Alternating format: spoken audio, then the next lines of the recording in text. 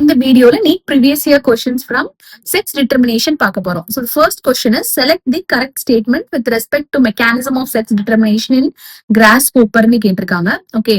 So first option it is an example of female heterogamety னு கொடுத்திருக்காங்க which is wrong. So sex determination in grasshopper பாத்தீங்கன்னா XO type தான் வந்து exhibit பண்ணும்.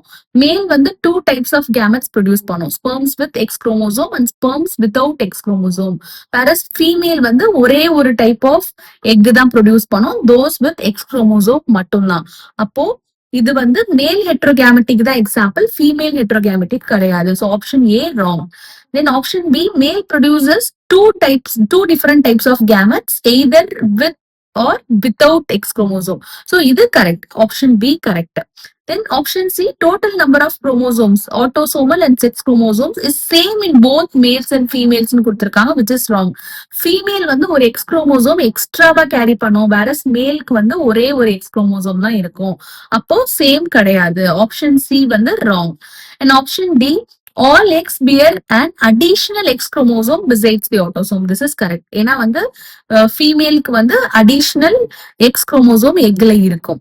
Okay, வேற இன்னொன்னு வந்து ஸ்பெர்ம்ல இருந்து வரும். சோ அடிஷனல் எக்ஸ் குரோமோசோம், ஒரு எக்ஸ் குரோமோசோம் அதிகமா இருக்கும். ஸோ டி வந்து correct.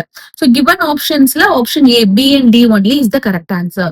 Then X O type of sex determination can be found in grasshoppers. X O type grasshoppers நல்லா ஞாபகம் வச்சுக்கோங்க. தென் செலக்ட் த இன்கரெக்ட் ஸ்டேட்மெண்ட்னு கேட்டிருக்காங்க. இந்த கிவன் ஆப்ஷன்ஸ்லயே பாத்தீங்கன்னா ஆப்ஷன் டி தான் incorrect statement. So in domesticated fowlsனா வந்து birds, especially chicken. Sex of the progeny depends on the type of the sperm rather than egg னு கொடுத்திருக்காங்க which is wrong. So birdsல பாத்தீங்கன்னா the sex of the progeny is determined by egg தான், sperm கிடையாது. So birdsல வந்து ZW system இருக்கும். Females வந்து two types of gametes produce பண்ணும், egg with Z chromosome and egg with W chromosome. Male வந்து only one type of sperm தான் produce பண்ணும், those carrying Z chromosome மட்டும்தான். அப்போ வந்து sex of the progeny is determined by the egg, not the sperm. Okay, so statement D the incorrect statement. And which of the following pairs is wrongly matched னு கேட்டிருக்காங்க. So the given optionsல பாத்தீங்கன்னா A தான் wrongly matched. Start synthesis in P, multiple allelesன்றது wrong.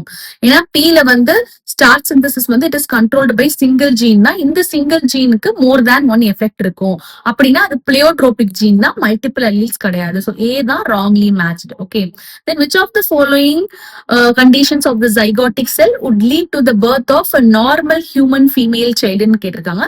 So normal human female childனா 2 X chromosomes இருக்கணும். Option A is the correct answer.